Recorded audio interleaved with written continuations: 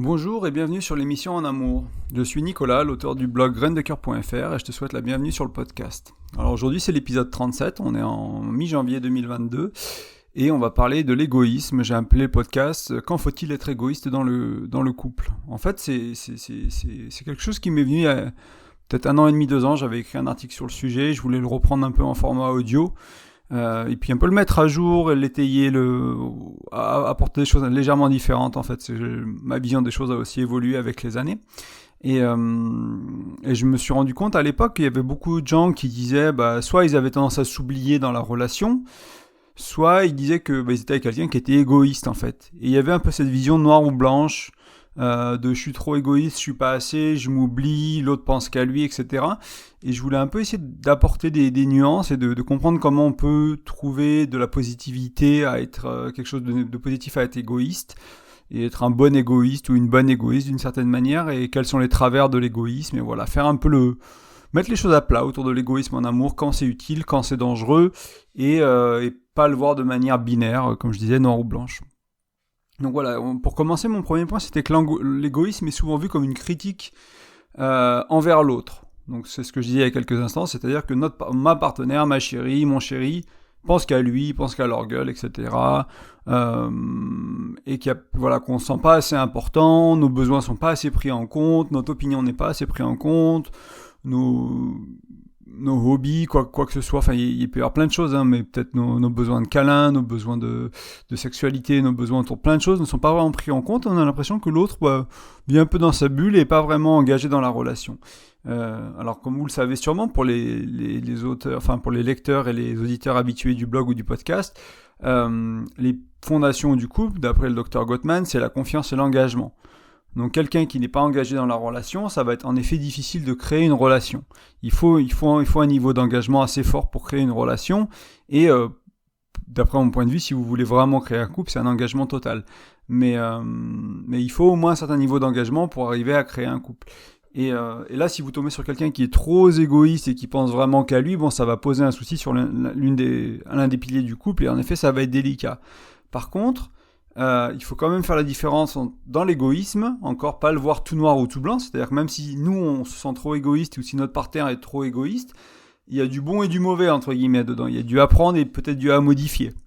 Et donc il y a une partie qui va être du bon égoïsme et il y a une partie qui va être plus du mauvais égoïsme, si on pouvait utiliser des termes bons et mauvais dans ce cadre-là. Voilà, donc je relis juste mes notes, moi ça on en a déjà parlé.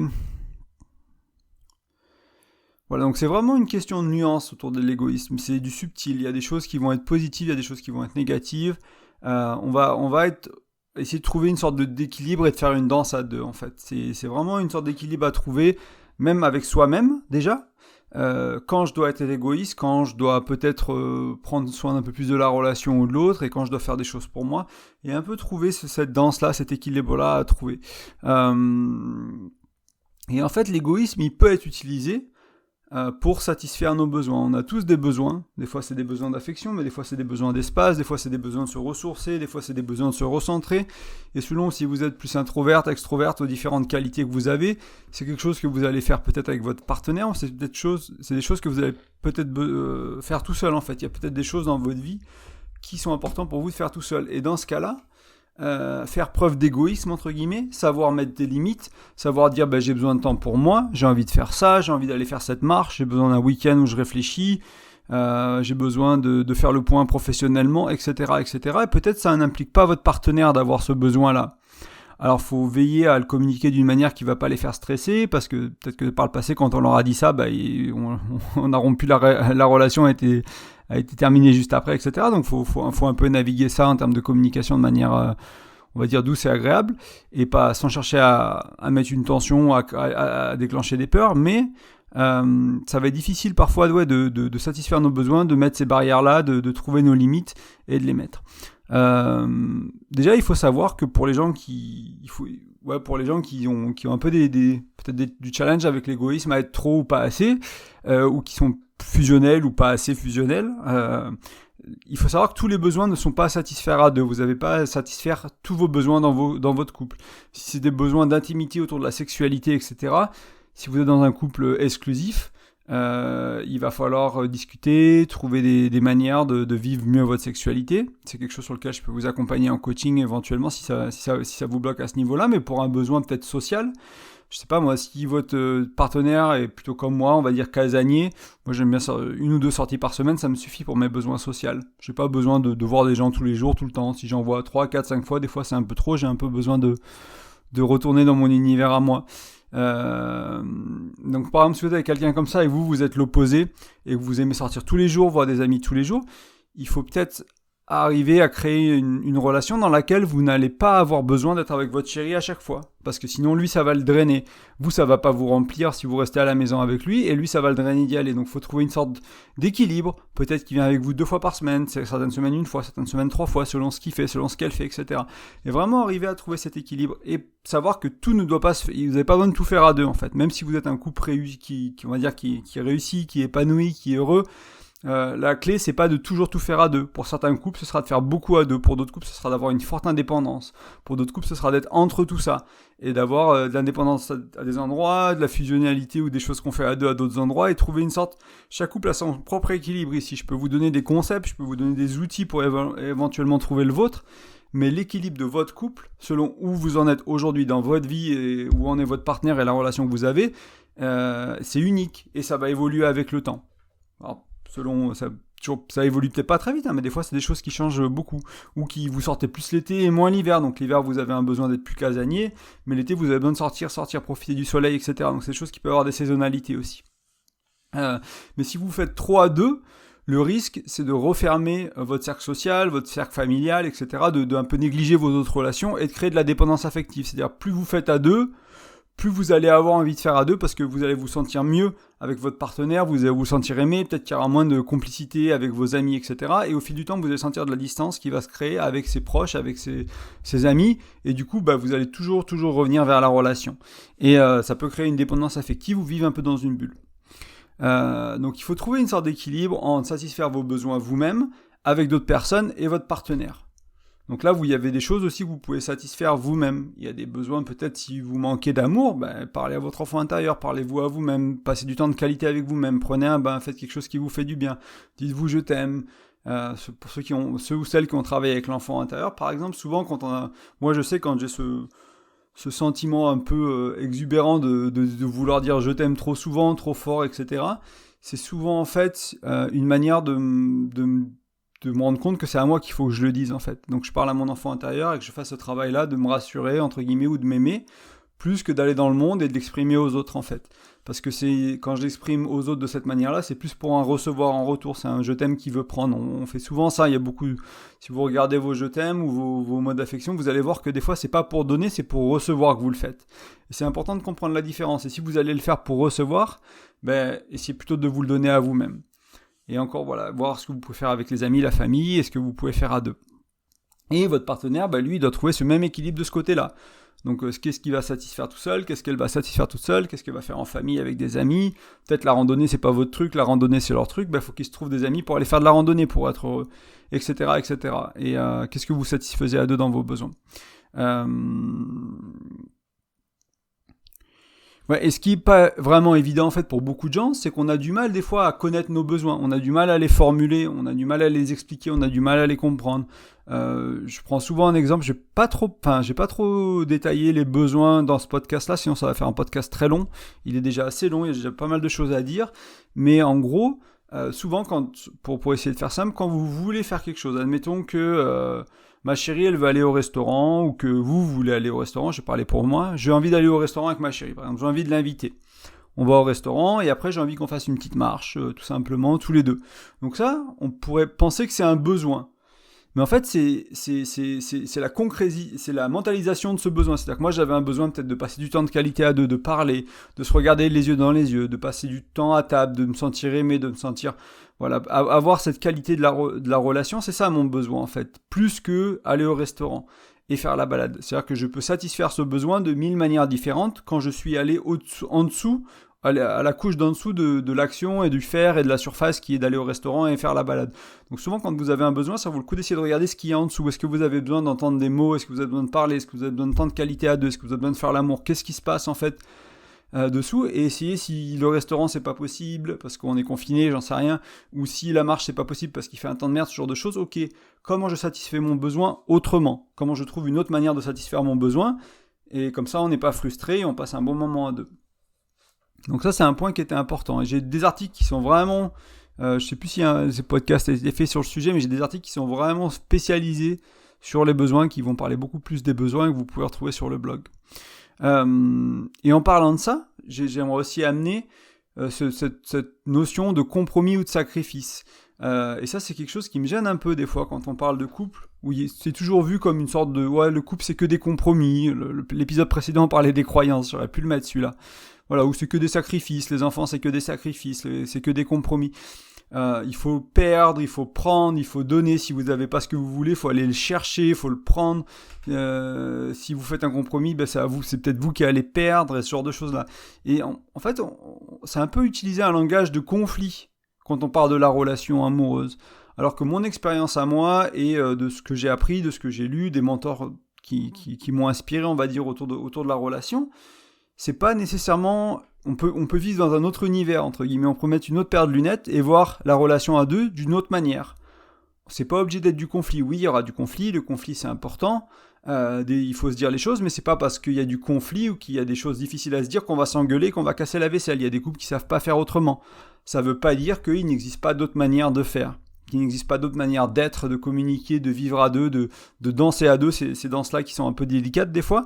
On se marche un peu sur les pieds, on se pince un peu la joue, voilà, c'est des danses un peu taquines qui parfois tournent mal et finissent en colère. Alors qu'il y a des manières beaucoup plus douces de voir les choses, des manières beaucoup plus délicates de parler du couple. C'est en fait, et du coup, si vous arrivez à vraiment mieux communiquer, c'est aussi pour ça qu'on parle beaucoup de communication sur Graines de Cœur, que je te parle vraiment beaucoup d'outils de communication et d'état d'esprit autour de la communication, c'est parce que ça peut permettre d'ouvrir des portes plus subtiles et d'arriver dans un univers où le couple, ça devient quelque chose d'agréable. C'est-à-dire que même avoir une conversation difficile, ça nous rapproche. C'est difficile à dire, on a peur de le dire, des fois on n'ose pas le dire pendant plusieurs jours, on a la boule au ventre, on est stressé, on a peur d'être rejeté, on a peur d'être plus aimé, on a peur d'abîmer la relation, etc. On a cette peur-là, mais moi j'ai ça encore aujourd'hui, ma chérie elle a ça encore aujourd'hui des fois, pourtant tu vois, ça fait très longtemps qu'on travaille sur ces choses-là, chacun de notre côté, depuis qu'on est ensemble aussi. Mais par contre, une fois qu'on le dit, on se rapproche. Tu vois, il y a ce côté où on se sent plus proche, il y a cette intimité qui est créée parce qu'on s'est dit quelque chose de difficile et l'autre a eu la capacité de l'accueillir, émotionnellement, intellectuellement, physiquement, la capacité d'accueillir ce qui était difficile à dire. Et du coup, on va se le dire de manière beaucoup plus douce aussi. Alors pour ceux qui sont adeptes de la communication non violente, c'est l'une des manières. Il y a plein d'autres... manières de communiquer, entre guillemets, qui vont ressembler à la CNV, qui n'ont pas nécessairement l'étiquette CNV, qui vont vous permettre d'aller là. Quelle que soit l'école que vous choisissez, le livre que vous avez lu autour de la communication, vous allez voir qu'il y a souvent une manière beaucoup plus douce et beaucoup plus agréable d'amener les choses qui va créer une dynamique plus agréable dans votre couple. Voilà, c'est quelque chose que je voulais souligner. C'est pas quelque chose qu'on va explorer aujourd'hui en long, en large et en travers, parce que c'est déjà quelque chose qu'on a exploré en long, en large et en travers dans d'autres épisodes et dans d'autres articles. Donc vous pouvez les retrouver assez facilement. Il y a même le bonus, j'en parlerai un peu plus à la fin, mais il y a un e-book sur mon blog gratuit que vous pouvez télécharger pour apprendre à mieux communiquer. Et si je voulais revenir un peu à l'égoïsme, c'est là qu'il a un rôle important en fait. C'est-à-dire qu'il va vous aider à satisfaire vos besoins, à trouver un équilibre entre vous et de votre partenaire. C'est-à-dire que si vous n'êtes pas heureux dans votre vie, si vous n'êtes pas épanoui en tant qu'individu, si vous êtes quelqu'un qui est ronchon toute la journée, tout le temps, la majorité du temps, si vous êtes déprimé, si vous n'êtes pas bien dans votre peau, ça va être très dur de créer une relation qui est heureuse et épanouie. Il faut que ce soit quelque chose que vous cultiviez vous-même en fait. Ça c'est la qualité de qui vous êtes, vous allez amener cette qualité-là dans la relation, l'autre va faire pareil, et grâce à ça vous allez pouvoir créer une relation qui va être plus légère peut-être, je vais expliquer dans un moment ce que je veux dire au niveau de la légèreté. C'est pas qu'elle est moins sérieuse, c'est qu'elle est moins lourde, elle est moins pesante, elle est moins drainante par exemple, et on va en parler un peu plus dans un moment. Mais voilà, ça va vous permettre de vraiment...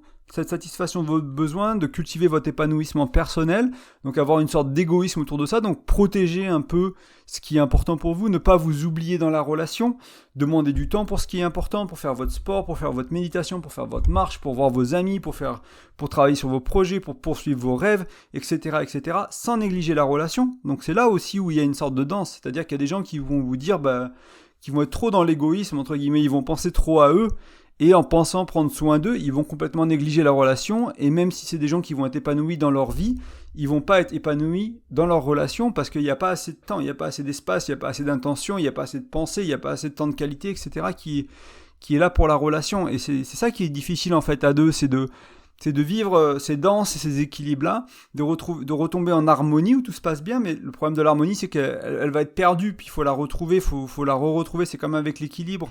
Quand on se met sur un pied, bon voilà, il y a du vent, on est déséquilibré, on a le pied qui bouge, le genou qui bouge, etc. Voilà, il y a des choses qui vont venir perturber notre équilibre. On peut pas rester une ligne plate avec un couple heureux et épanoui tout le temps, sans qu'il y ait une vague, sans qu'il y ait un déséquilibre, sans qu'il y ait quelque chose à réajuster, sans qu'il y ait une conversation à avoir. Ça, c'est dans les rêves, c'est dans les contes de fées qu'on voit le couple comme ça. Dans un vrai couple, il y a toujours des petites choses. Il y a la vie extérieure, il y a ce que vous vivez dans le couple, il y a ce que vous vivez intérieurement aussi, avec qui vous êtes, qui vont impacter qui vous êtes, comment vous grandissez, comment vous avancez, ce qui se passe. Et tout ça va faire en sorte que ça va être un constant réajustement. Et ça, il faut bien en avoir conscience. Si une fois vous avez trouvé un système qui marche, ça marchera pas jusqu'à la fin de votre vie, ou ça marchera jusqu'à la fin de votre couple, parce que votre système il sera plus adapté à votre couple. Et ça, du coup, ça marchera pas jusqu'à la fin de votre couple, mais je veux dire, ce sera en restant sur un système qui marche, entre guillemets, vous allez créer la fin de votre relation petit à petit. Donc c'est important de vraiment comprendre que c'est des choses qui se réajustent tout le temps. Et ça n'a pas besoin d'être lourd. Si vous savez comment communiquer, si vous comprenez ce qui se passe et vous arrivez à le vivre à deux, vous prenez peut-être ça un peu comme un jeu, comme quelque chose de normal, comme quelque chose d'intéressant à faire, parce que vous allez maintenir l'épanouissement, la complicité, l'équipe, vous allez maintenir une sorte de bonheur et de cohésion en fait, de vivre à deux qui est super agréable. Mais ça demande du travail en fait. Si vous ne faites pas l'effort de faire ça, vous allez payer par le prix d'une relation qui est de moins bonne qualité, et ça c'est pas agréable non plus. Et il y a plein de gens qui viennent sur le blog, qui viennent en coaching, qui viennent en psychologie, qui font du développement personnel, qui font de la spiritualité, parce qu'ils ont des problèmes dans leurs relations. Moi, quand j'ai fait des stages de développement personnel, ou on va dire plus spirituel, 80% des gens, ils sont là, un problème avec papa, maman, un problème avec les enfants, un problème avec les conjoints. Je ne veux pas dire 100% parce qu'il doit bien y avoir d'autres raisons, mais à chaque fois, c'est quasiment toujours un problème avec papa, maman, les enfants, le conjoint, ou la belle famille, etc. C'est toujours des problèmes relationnels. Donc, comprenez que c'est vraiment important d'arriver à faire nos relations de meilleure qualité.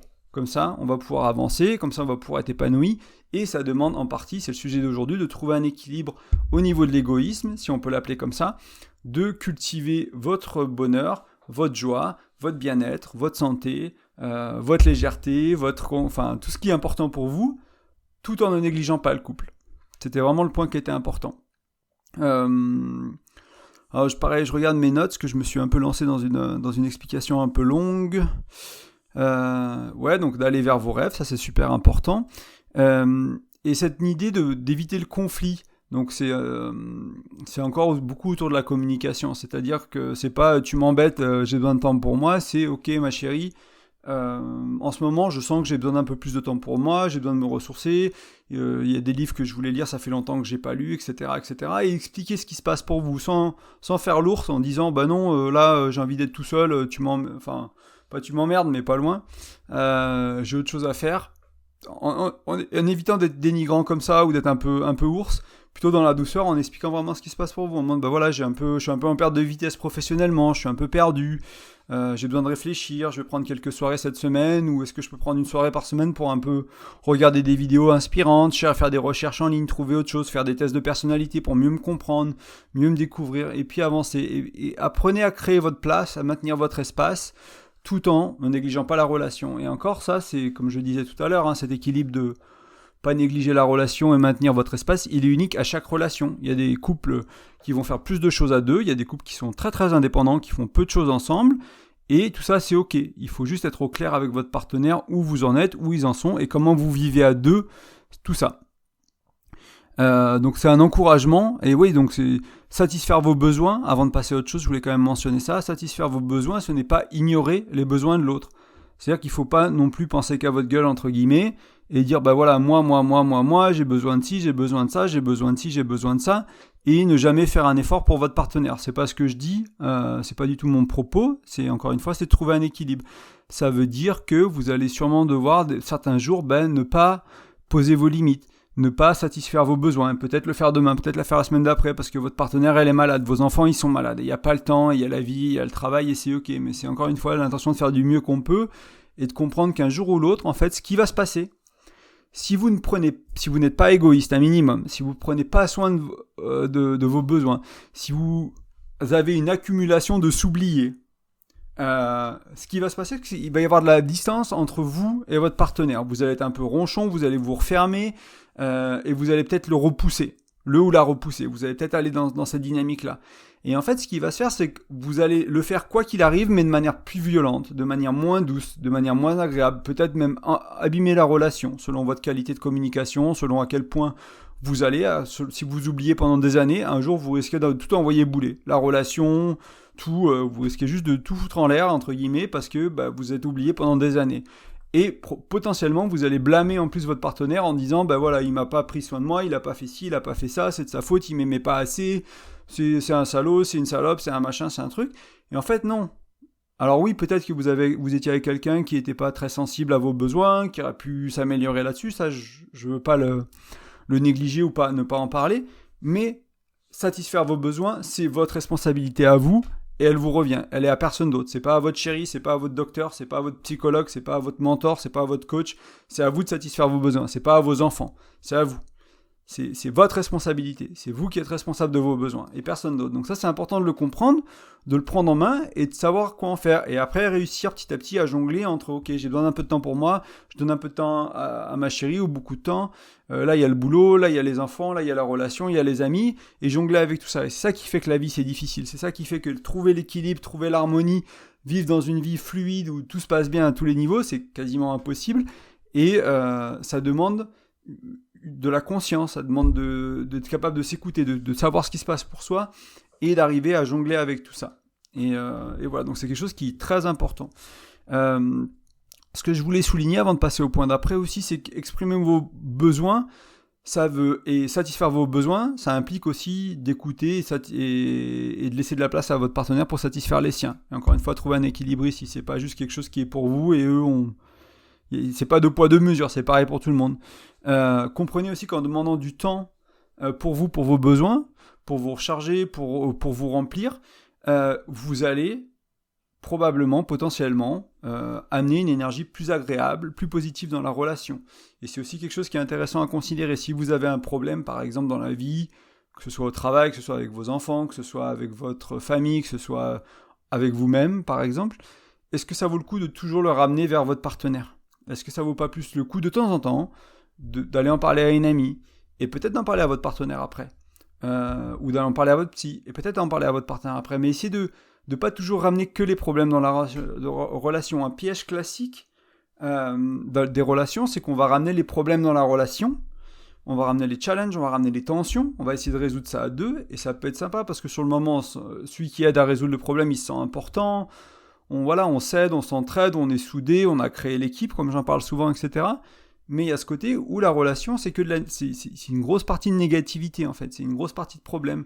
Et ça peut être intéressant d'arriver un peu à inverser cette machine-là, c'est-à-dire à gagner en autonomie sur la résolution de vos problèmes, ou à trouver des ressources qui sont hors du couple, pour que ce que vous rameniez dans le couple, c'est la joie d'avoir résolu le problème. Parce que ce qui peut se passer, des fois, c'est qu'on résout le problème dans le couple, et puis après, on va voir son ami, puis on dit, écoute, ah ouais, tu sais quoi, il s'est passé ça hier, on a passé 2 heures avec mon chéri, ou avec ma chérie, on a résolu le truc. Et en fait, la lourdeur, elle a été dans le couple, et la légèreté, elle a été hors du couple. Et ici aussi, c'est une sorte d'équilibre à faire, en fait. Et du coup, en étant égoïste, en travaillant un peu sur vous, en satisfaisant vos besoins, en ayant un entourage qui va vous aider à prendre soin de vous, et ce qui peut vous soutenir aussi, vous allez voir que vous allez créer une dynamique qui est un peu différente, où tous les problèmes ne sont pas résolus dans le couple. Ça n'empêche pas de communiquer, de parler à notre chérie de ce qui se passe, vraiment, d'expliquer, voilà, j'ai ces challenges-là dans ma vie. Ça ne veut pas dire qu'on communique moins ou qu'on parle moins, mais ça veut dire qu'on va trouver une dynamique un peu différente. On va trouver un équilibre qui est légèrement différent. C'est quelque chose que je vous encourage peut-être à réfléchir, sur lequel je vous encourage à réfléchir, à vous poser 2-3 questions, à voir qu'est-ce que vous amenez dans le couple et qu'est-ce que vous amenez hors du couple, et s'il n'y a pas une sorte de petit équilibre à retrouver à ce niveau-là. C'est pas vraiment le thème du sujet, mais ça me paraissait important d'en parler quand on parle entre guillemets de satisfaire ses besoins, d'égoïsme avec des guillemets, et du bon et du mauvais égoïsme, si on peut le qualifier ainsi. Et bien sûr, oui, les moments où vous amenez des tensions, des problèmes dans votre couple, ils sont aussi super importants. Le couple, c'est aussi là pour vous aider, pour vous soutenir. Il n'y a pas de problème, ils ont leur place. Il ne faut pas chercher à vivre une relation sans jamais parler de tensions ou de problèmes. Hein. C'est probablement pas envisageable. J'imagine qu'il n'y a pas grand monde qui a réussi. Là aussi, c'est une question d'équilibre et d'harmonie à trouver. Donc demander du temps pour soi, pour satisfaire ses besoins, c'est encore une fois mettre une limite, prendre soin de ses besoins.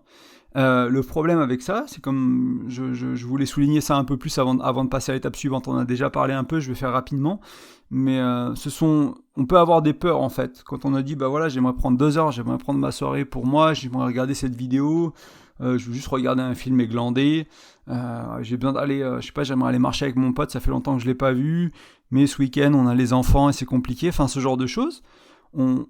Déjà on va avoir peur d'être égoïste, c'est le sujet du podcast. On peut avoir peur d'être rejeté, qu'on peut être jugé, on peut nous dire bah non mais c'est pas très important, ça on avait autre chose à faire, ou il y a d'autres priorités dans la vie en ce moment pour les projets que vous avez ou la pression que vous avez dans votre vie. Vous pouvez aussi déclencher des peurs chez l'autre, donc ça c'est des peurs que vous pouvez avoir vous. Si vous demandez une demi-journée pour aller vous promener, peut-être que vous avez déclenché une peur chez votre partenaire, peut-être votre partenaire a peur que vous la trompiez, que vous le trompiez, que vous allez voir un amant, que peut-être vous êtes en train de développer une relation parallèle, ou que vous êtes peut-être plus très heureux dans le couple, et que même s'il n'y a personne d'autre, peut-être juste que vous cherchez à fuir le couple. Donc c'est là aussi où la communication elle est importante pour arriver à être... Il n'y a pas besoin non plus de rassurer si vous avez une relation saine, si vous êtes ancré, que votre partenaire est ancré, il n'y a pas besoin de rassurer tant que ça, c'est des choses qui sont assez simples à gérer, mais si vous avez un peu de... quelqu'un qui a des problèmes avec la jalousie, on va dire, quelqu'un qui a du mal avec la confiance, qu'ils ont été souvent trompés, etc. Il faut prendre un peu des pincettes, il faut réussir à expliquer et pas dire bah voilà j'ai besoin d'espace, la relation me pèse, je vais aller marcher, mais c'est plus ok, j'ai besoin de me recentrer, j'ai besoin de me ressourcer. Est-ce que c'est ok pour toi si je prends une demi-journée, j'en ai vraiment besoin, et puis comment on peut si ça marche pas, qu'est-ce qu'on peut faire en sorte pour que ce soit possible, est-ce qu'il faut payer une nounou, est-ce qu'il faut laisser les enfants chez les parents, qu'est-ce qu'on peut mettre en place pour vraiment nous aider à faire en sorte que ça arrive. Mais comprenez que c'est normal si vous avez besoin de demander du temps ou créer de l'espace pour vous, de poser des limites. Ben oui, il va sûrement y avoir des peurs à ça et c'est pas agréable que ce soit envers vous ou des peurs que vous allez générer chez l'autre. Donc n'hésitez pas à prévenir votre partenaire à l'avance. Moi je suis pour la vulnérabilité, hein. La transparence, la vulnérabilité. J'ai pas d'expérience de relation où la vulnérabilité ça m'a pas rapproché de ma partenaire. Des fois le risque avec la vulnérabilité quand on est dans une relation qui n'est pas très saine, c'est que ce soit réutilisé contre nous plus tard, que notre vulnérabilité nous soit un peu renvoyée dans la gueule entre guillemets et qu'on nous tape dessus avec. Ça c'est quand même un signe d'une relation qui est pas très saine, hein. Si c'est le cas, c'est borderline toxique selon la manière dont c'est fait, la fréquence et l'intensité. C'est un peu à discuter, mais disons que c'est pas un signe de bienveillance, de compassion, d'amour inconditionnel, etc. Vous êtes jugé pour ce que vous faites, ce que vous aimez, comment vous voulez le faire, et vous êtes un peu rejeté et chamboulé par votre partenaire pour ça. Donc ça, c'est un signe de peut-être quelque chose à travailler là-dessus. N'hésitez pas aussi éventuellement à partager ce podcast ou un article qui parle de sujets, que ce soit chez moi ou ailleurs, hein, selon ce qui vous parle ou ce qui pourrait parler à votre partenaire, pour essayer de les aider à comprendre les clés, à comprendre pourquoi vous le faites, que c'est pas un signe que la relation va pas. Ça peut être un signe que la relation va pas, dans le sens où il peut y avoir un problème dans la relation et vous avez besoin de recul par rapport à la relation, et là c'est à vous d'être honnête si c'est le cas, si c'est pas le cas, si c'est du boulot, si c'est la crise de la quarantaine, si c'est un problème avec votre position en tant que père, en tant que mère vis-à-vis des enfants et qui n'ont rien à voir avec la parentalité, etc. Voilà, posez-le ouvertement avec vulnérabilité et vous allez voir que dans beaucoup de relations, votre partenaire aura la capacité de vous accueillir et de vous aimer pour ça. Et donc un peu pour vous aider avec ceux qui ont du mal à savoir quoi faire. C'est-à-dire, ils sentent qu'ils bouillonnent, ils sentent qu'ils ont besoin d'espace, ils sentent qu'ils rejettent le partenaire, ils sentent qu'ils ont besoin de temps pour eux, mais voilà, il y a des besoins, mais ils sont peut-être pas très clairs. Il y a juste cet inconfort. Ce qui peut aider dans un premier temps, même si vous ne comprenez pas vraiment vos besoins, c'est déjà de faire une liste de 10 choses qui vous font du bien. Donc je vais vous en donner 10, hein. Vous n'êtes pas obligé de prendre celle-là, mais c'est pour donner des exemples de 10 choses qui font du bien. Donc méditer 10 minutes, faire du sport, aller se promener en nature, faire quelques minutes de cohérence cardiaque. Donc pour ceux qui ne savent pas, ça peut être respirer sur 5 temps et expirer sur 5 temps. Inspirer sur 5, expirer sur 5. Et si vous voulez, moi je vous conseille de le faire allongé ou assis avec une musique relaxante, sans trop de lumière, les yeux fermés, peut-être avec un encens, quelque chose d'agréable, et faire ça quelques minutes, où il y a le 3, 6, 5, c'est-à-dire que 3 fois par jour, on fait 6 fois 5 secondes, donc ça fait 6 fois inspiration-expiration, donc ça fait 1 minute à chaque fois au total, parce qu'une inspiration de 5 secondes et une expiration de 5 secondes, ça fait 10 secondes, donc voilà, vous le faites 3 fois par jour, 6 inspire, expire, ça, avec des inspirations, expirations de 5 secondes. Donc ça, c'est de la cohérence cardiaque. Ça fait beaucoup de choses pour le corps. Hein. La cohérence cardiaque, moi, j'en fais tous les matins, par exemple, en plus d'autres choses. Mais c'était une petite parenthèse sur la cohérence cardiaque. Une bonne sieste, faire, une soirée Netflix et regarder un film, parler à votre meilleur ami, lire un livre, passer du temps avec votre animal de compagnie, sortir le chien, jouer avec le chat, etc. Donc ça, c'est 10 choses qui peuvent éventuellement faire partie de ce qui pourrait rentrer dans votre liste des choses à faire pour vous, pour satisfaire vos besoins. Et des fois c'est votre besoin d'être seul. Moi je suis introverti, des fois j'ai besoin d'être seul, de faire mes trucs à moi. Ça peut être écrire un article de blog, ça peut être faire le podcast, ça peut être glander sur l'ordinateur, ça peut être écouter un truc, mais j'ai besoin d'être tout seul, de le faire, voilà, de le faire dans mon coin. Et c'est une manière pour moi de me recharger, et après j'ai plus de facilité à aller vers le monde extérieur. Je peux apprécier plus mes amis, ma chérie, les gens autour de moi en fait. Donc c'est un peu à chacun de comprendre ça et de savoir quoi en faire. N'hésitez pas aussi à partager cette liste avec votre amoureux, votre amoureuse. Ne gardez pas ça pour vous. Si vous êtes dans la vulnérabilité, dans l'ouverture, dans le courage aussi, hein. C'est pas la vulnérabilité, mais c'est pas une position de faiblesse, hein. C'est vraiment une position de force et de courage. C'est pour ça que souvent, derrière, ça va créer une complicité, une intimité et un renforcement de votre relation. C'est parce que c'est quelque chose qui est courageux et qui est une force en fait d'être capable d'être vulnérable sans être faible. C'est pas pareil, être vulnérable et faible, c'est pas la même chose. Vous allez ouvrir, vous allez dévoiler une partie de vous qui peut être sensible, qui peut être honteuse, etc. Mais ça vous rend pas faible. Vous n'êtes pas une brebis qui est sur le point de se faire manger par un mouton. Ça vous empêche pas d'être ancré et fort, mais et d'être solide, d'être ancré. Mais par contre, vous avez dévoilé quelque chose de sensible. Et ça, c'est tout à votre honneur. Et c'est une belle preuve de courage et un beau cadeau, hein, vraiment un beau cadeau à faire à votre chérie. Moi, je sais que dès qu'il y a un peu de vulnérabilité qui est montrée, dès qu'il y a des choses qui sont dites qui sont de l'ordre du vulnérable, du honteux, des choses comme ça, j'ai vraiment de la gratitude instantanément maintenant. Ça vient tout seul, tout de suite. C'est merci d'avoir partagé, quoi. C'est ce que je veux, c'est ce que je cherche dans les relations. C'est vraiment cette complicité, cette confiance, hein, qui est l'autre pilier de la relation, une sorte d'engagement aussi, de se tourner vers l'autre, de se dire les choses, d'avoir le courage de dire des choses qui sont pas faciles à dire, qu'elles soient des choses que je fais mal ou des choses qui se passent dans la vie de l'autre. Et j'ai beaucoup de gratitude dans ces moments-là. Ça déclenche des sentiments forts d'amour, d'appréciation, de compassion, et je trouve ça vraiment magnifique. Et c'est pas venu tout seul, c'est venu avec le temps, hein. J'ai dû travailler sur moi pour être capable de permettre ces moments-là, de les encourager, de les accueillir sereinement en fait, parce que des fois avant j'étais blessé, je le prenais personnellement, je ramenais tout à moi, et puis j'étais là, ça veut dire que peut-être notre relation c'est pas la bonne, ou j'en sais rien, j'étais dans le mental vraiment pour me défendre et me protéger, plutôt que vraiment d'accueillir à cœur ouvert et de laisser les choses venir, et d'accompagner la personne qui est avec moi et de ce qui se passe pour eux en fait, tout simplement. Donc c'est vraiment ce que j'avais à dire sur l'égoïsme entre guillemets, entre le bon et le mauvais. Je vais résumer un peu l'article. Donc, pour avoir un couple heureux et épanoui, ça demande à chacun d'être heureux et épanoui dans sa propre vie, en fait.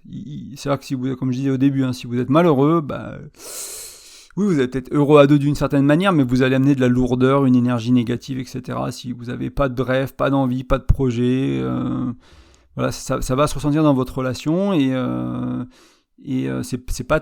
c'est probablement pas ce que vous voulez en fait. Si vous voulez un couple heureux, il faut comprendre que ça commence par vous, tout simplement. C'est pas une critique si vous en êtes là, hein. C'est pas pour vous jeter la pierre si vous n'êtes pas dans une période de votre vie où ça va bien, mais comprenez l'importance de commencer à prendre des actions pour cultiver votre bien-être, votre excitation pour la vie, pour vos projets, etc., etc. Donc il faut cultiver ça sans négliger votre couple, et tout en communiquant de manière agréable et aimante. Donc c'est l'une de mes ambitions sur Graines de Cœur, c'est vous accompagner à mettre en place ce genre de qualité de relation.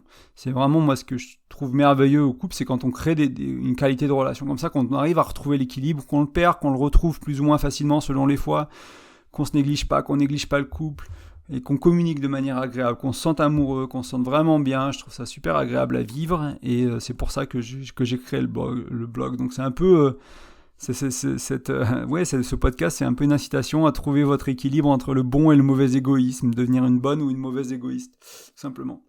Et oui, pour vous rappeler que si vous avez du mal à trouver cet équilibre, n'hésitez pas à me contacter par email. Vous allez sur graindecoeur.fr, vous allez voir que y a des formulaires, il y a un formulaire de contact.